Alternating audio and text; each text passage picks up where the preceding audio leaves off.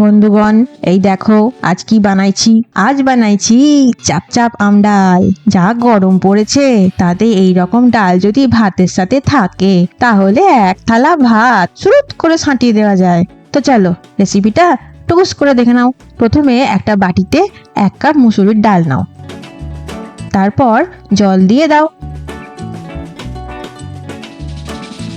আর ডালটাকে ভালোভাবে ঝপাং ঝপাং করে ধুয়ে নাও। একটা প্রেসার কুকারে ধোয়া ডালটা দিয়ে দাও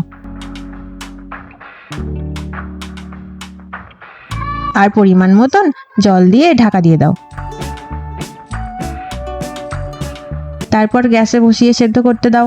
এবার একটা কচি আর একটা ধেড়ে সাইজের আমকে এক কোপে ফালা ফালা করে কেটে নাও। দেখি একটা মুকুচু কড়াই নাও, তাতে 1 টেবিল চামচ মতন সর্ষের তেল দাও। তেল গরম হলে ছেলে বউয়ের সংসারে আগুন লাগানো ভিলেন, ওই মানে 2টো শুকনো লঙ্কা ছেড়ে দাও আর দাও 1/2 চা চামচ মতন গোটা সর্ষে। একটু নাড়াচাড়া করে নাও। কি ফুটছে গো!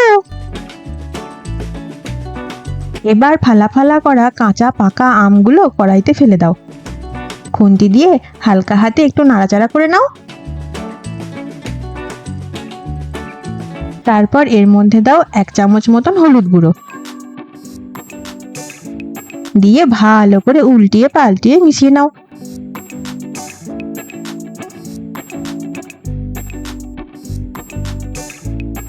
এরপর সেদ্ধ করে রাখা মুসুরির ডাল ছ্যাঁত করে দিয়ে দাও। বাবা, কড়াইতে ফেলা মাত্র কেমন হপ হপ করছে দেখো। একটু খুন্তি দিয়ে নাড়াচাড়া করে নাও আর দাও স্বাদ অনুযায়ী নুন। এবার ঢাকা দিয়ে দাও, কিছুক্ষণ রেখে দাও।